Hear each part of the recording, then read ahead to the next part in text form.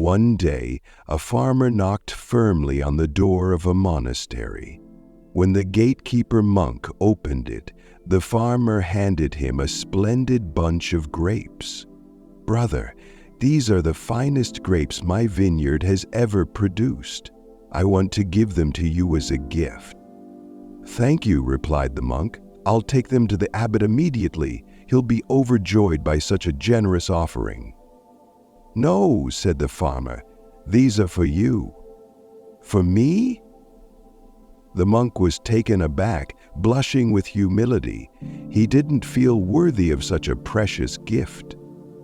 "Oh, yes," the farmer insisted. Whenever I knock on this door, it is you who opens it. When my crops were destroyed by the drought, you shared bread and wine with me each day. I hope these grapes bring you a little of the sun's warmth, the rain's beauty, and the miracle of God, who made them grow so wonderfully."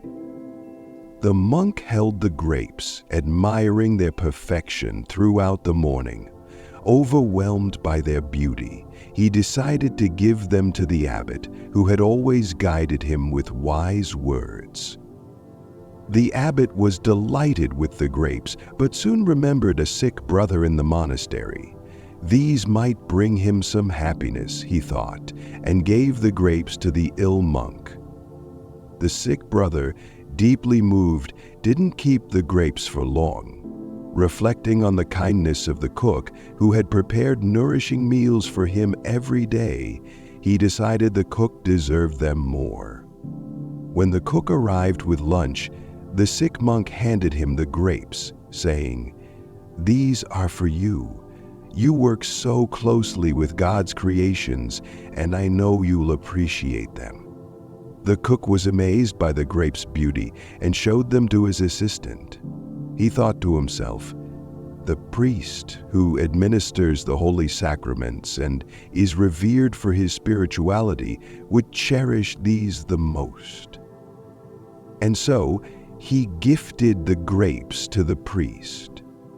The priest, in turn, passed the grapes to the youngest novice, thinking they would help him understand the greatness of God, evident even in the smallest details of creation.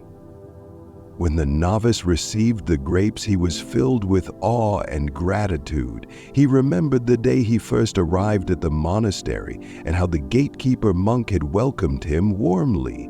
That gesture had changed his life, introducing him to a community that truly valued life's miracles. As night approached, the novice brought the grapes back to the gatekeeper monk. "Eat these," he said. "You spent so much time here alone, and these grapes will surely bring you joy." This story reminds us that life is a circle. What you give to others will eventually come back to you, often in ways you least expect. Every kind act has a way of returning to the giver, creating a cycle of goodness. Thank you for watching, and stay tuned for more insights.